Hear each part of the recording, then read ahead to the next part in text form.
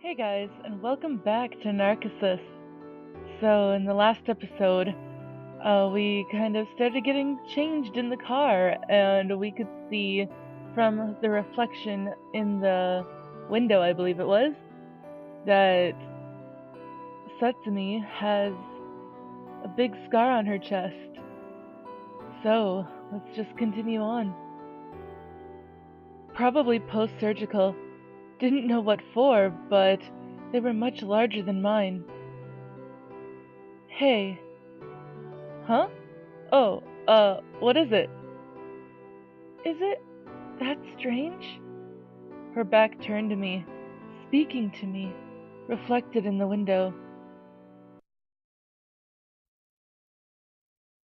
January 25th, 2005. The silver coupe in motion underneath cloudy skies. Driving around without a destination as per usual. It was already 3 days later, and nothing had really changed in that time.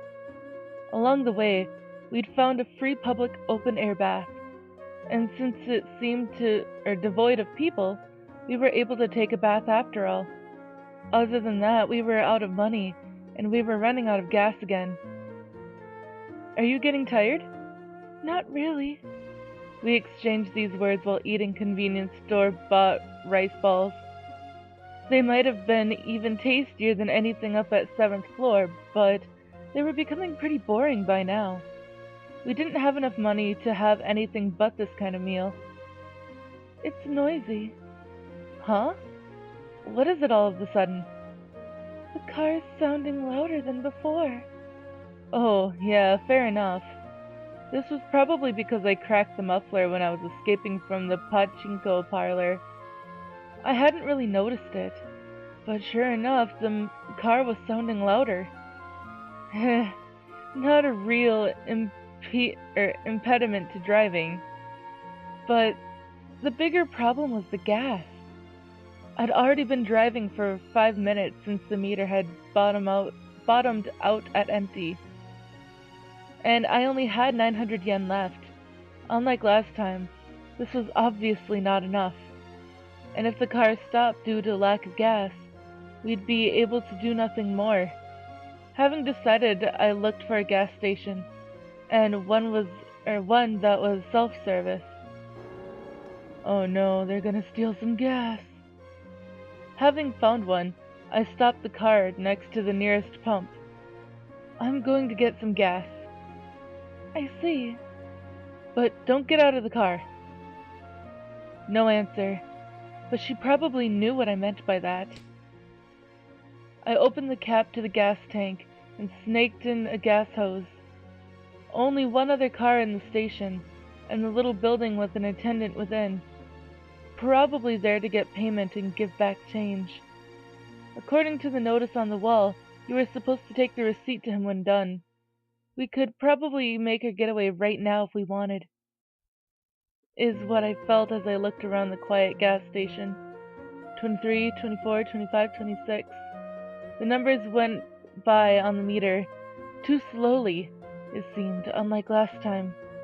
I kept wondering uneasily if it wouldn't fill up a little bit faster. And then after the meter hit 40, right before the tank was full. Welcome! For some reason, the attendant, who had been in the building up until now, came rushing towards us.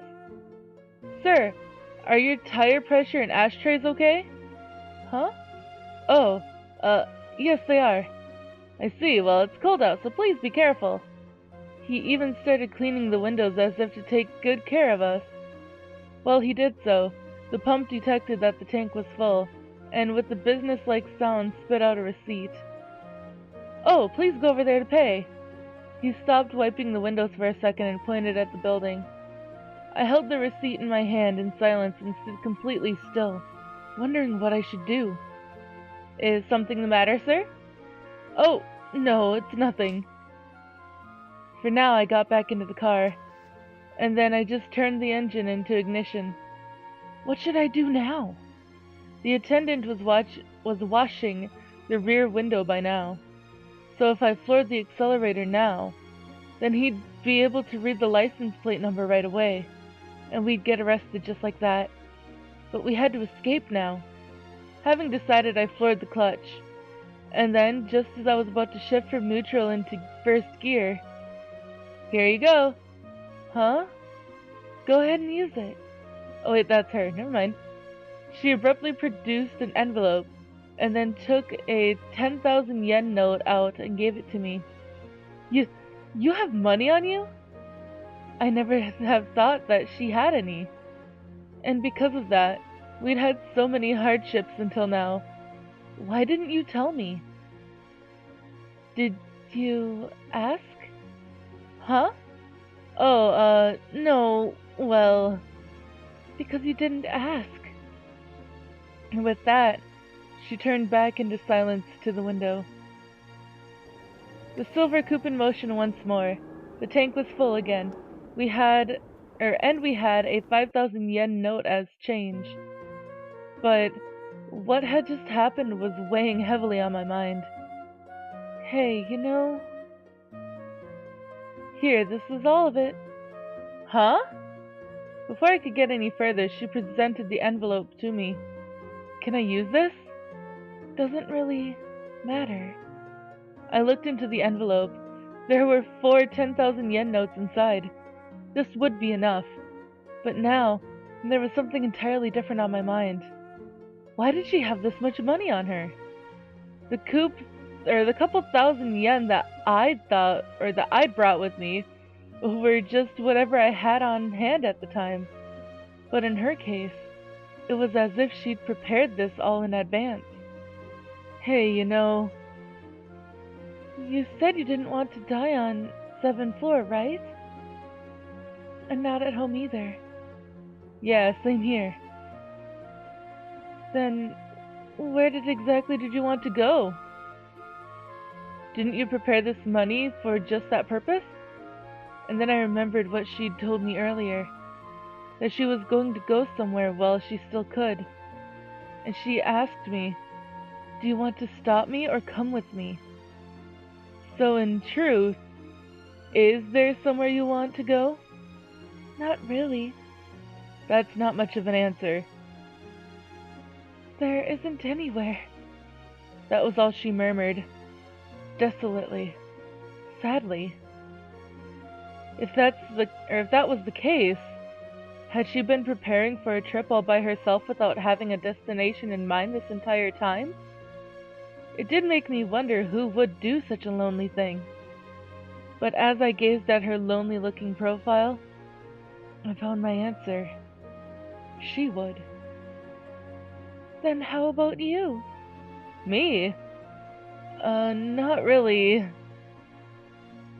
Don't imitate me. I'm not imitating you. We kept driving along without a destination. One had escaped from 7th floor without a second thought. The other had made futile preparations without a destination. But right now, anywhere is fine with me. But I want to go somewhere. What? At least for me, I wanted a path to follow. I was fine with anything as long as it was a path. Oh, that's him, never mind. I keep mixing up their lines because I don't know who's talking. Hey, how about that Awaji Island you were talking about? We can get there with the money we have. Really, anywhere would have been fine, as long as it wasn't 7th floor or home. As long as we could get there. But we couldn't just wander around aimlessly. I wanted to head towards a destination, no matter what that destination was. What about you? Want to try going there? Not really. With that, she turned back to the window in her usual silent fashion.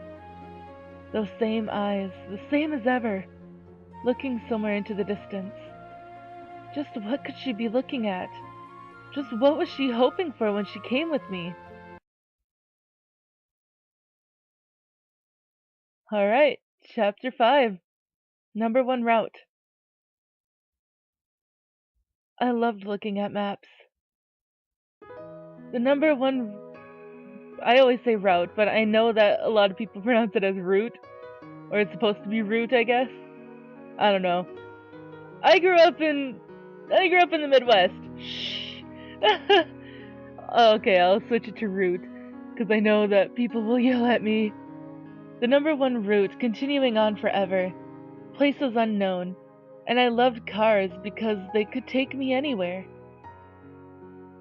But no matter how much useless trivia I gained, it was all in my imagination, relentlessly chipping away at reality and at my heart. I had a swimsuit, I had maps, but I had no future. There was a world outside my window, but it was nothing that I could touch. If I closed my eyes, I could go to a world without anything in it, but it wasn't as if the real world would disappear for me. I knew all of this. My lifelong companion scars were telling me to get used to this world of closed eyes. And yet, I was still filled with what-ifs and dreamed of wild possibilities, but eventually, the yearning never progressed past yearning. The bikini swimsuit, the emerald sea. My huge scars told me that I should give up on them already. But I spent most of my life in the hospital amidst this world of closed eyes. It was so sad to be to only be able to choose between 7th floor and home. No other options given. However, it was sadder still that I couldn't think of any other places anyway. But I've lived on for 22 years like this. So let me do as I please. Just once. Sorry guys, I'm crying. 'Cause she's the same age as me. And I think of the same things daily. Okay. When I murmured those words, I felt time, which should have been standing still, begin to move again. That day my heart, which should have been standing still, was in torment. January 26th. Number one route. Hiratsuka. The silver coupe whose hood reflected the clear blue skies of winter, wandering around as aimlessly as ever, but at least no more worries about gas or food. Soon enough we came across a large intersection. I hadn't obtained her approval last night, but I was heading west regardless. The only problems were that I didn't know the roads at all, and it would be tough on our budget to take the tollways. Those were my thoughts as we drew near the large intersection. I was about to continue heading straight without a single thought when...